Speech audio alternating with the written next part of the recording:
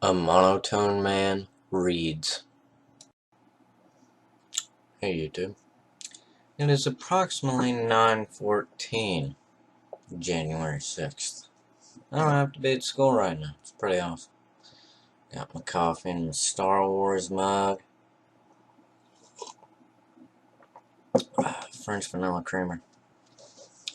But today we are going to be reading the first letter, since it follows the preface. Gotta read a book in order to actually understand it. So let's get started. Letter 1. Frankenstein, or the modern Prometheus. Letter 1. To Mrs. Seville, England, St. Petersburg, December 11th, 17th. You will rejoice to hear that no disaster has accompanied the commencement of an enterprise which you have regarded with such evil forebodings. I arrived here yesterday, and my first task is to assure you, my dear sister, of my welfare, and increasing confidence in the success of my undertaking. I am already far north of London, and as I walk in the streets of Petersburg, I feel a cold northern breeze play upon my cheek, which braces my nerves and fills me with delight. Do you understand this feeling? This breeze which has traveled from regions towards which I am advancing, gives me a foretaste of those icy climes. Inspirited by this wind of promise, my daydreams become more fervent and vivid. I try in vain to be persuaded that the pole is the seat of frost and desolation. It ever presents itself to my imagination as the region of beauty and delight. There, Margaret, the sun is forever visible, its broad disk just skirting the horizon and diffusing a perpetual splendor. There, for your leave, my sister, I will put some trust in preceding navigators. There snow and frost are banished, and sailing over a calm sea, we may be wafted a land surpassing in wonders and in beauty every region hitherto discovered on the habitable globe. Its productions and features may be without example, as the phenomena of the heavenly bodies undoubtedly are in those undiscovered solitudes. What may not be expected in a country of eternal light, I may there discover the wondrous power which attracts the needle, and may regulate 1,000 celestial observations that require only this voyage to render their seeming eccentricities consistent forever. I shall satiate my ardent curiosity with the sight of a part of the world never before visited, and may tread a land never before imprinted by the foot of man. These are my enticements. They are sufficient to conquer all fear of death and danger, and to induce me to commence this laborious voyage with the joy a child feels when he embarks in a little boat with his holiday mates on an expedition of discovery up his native river.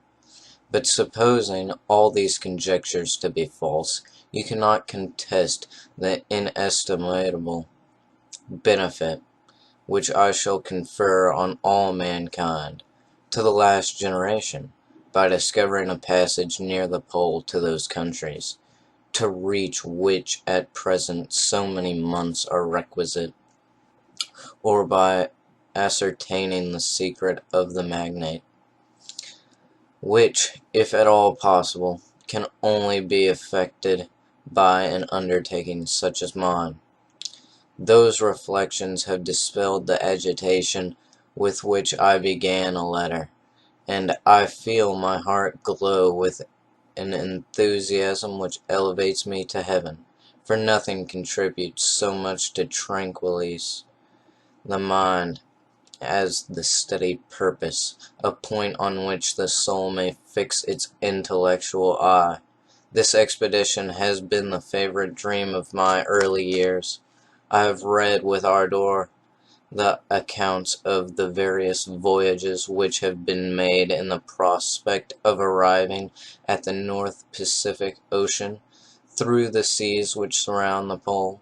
You may remember that a history of all voyages made for purposes of discovery composed the whole of our good Uncle Thomas's library. My education was neglected, yet I was passionately fond of reading. These volumes were my study day and night, and my familiarity with them increased that regret which I had felt as a child, on learning that my father's dying injunction had forbidden my uncle to allow me to embark in a seafaring life. These visions faded when I perused for the first time those poets whose effusions entranced my soul and lifted it to heaven.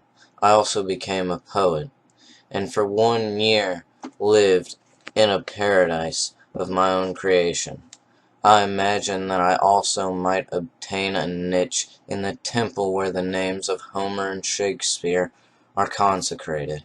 You are well acquainted with my failure, and how heavily I bore the disappointment, but just at that time I inherited the fortune of my cousin, and my thoughts were turned into the channel of their earlier bent. 6 years have passed since I resolved on my present undertaking. I can even remember the hour from which I dedicated myself to this great enterprise. I commenced by inuring my body to hardship. I accompanied the whale fishers on several expeditions to the North Sea. I voluntarily endured cold, famine, thirst, and want of sleep. I often worked harder than the common sailors during the day and devoted my nights to the study of mathematics, the theory of medicine, and those branches of physical science from which a naval adventurer might derive the greatest practical advantage. Twice I actually hired myself as an undermate in a Greenland whaler, and acquitted myself to admiration. I must own I felt a little proud when my captain offered me the second dignity in the vessel, and entreated me to remain with the greatest earnestness. So valuable did he consider my services, and now, dear Margaret, do I not deserve to accomplish some great purpose? My life might have been passed in ease and luxury, but I preferred glory to every enticement that wealth placed in my path. Oh, that some encouraging voice would answer in the affirmative. My courage and my resolution is firm, but my hopes fluctuate, and my spirits are often depressed. I am about to proceed on a long and difficult voyage, the emergencies of which will demand all my fortitude. I am required not only to raise the spirits of others, but sometimes to sustain my own when theirs are failing. This is the most favorable period for traveling in Russia. They fly quickly over the snow in their sledges. The motion is pleasant, and, in my opinion, far more agreeable than that of an English stagecoach. The cold is not excessive if you are wrapped in furs, a dress which I have already adopted. For there is a great difference between walking the deck and remaining seated motionless for hours, when no exercise prevents the blood from actually freezing in your veins. I have no ambition to lose my life on the post road between St. Petersburg and Archangel. I shall depart for the latter town in a fortnight or 3 weeks, and my intention is to hire a ship there, which can easily be done by paying the insurance for the owner, and to engage as many sailors as I think necessary among those who are accustomed to the whale fishing. I do not intend to sail until the month of June, and when shall I return? Ah, dear sister, how can I answer this question?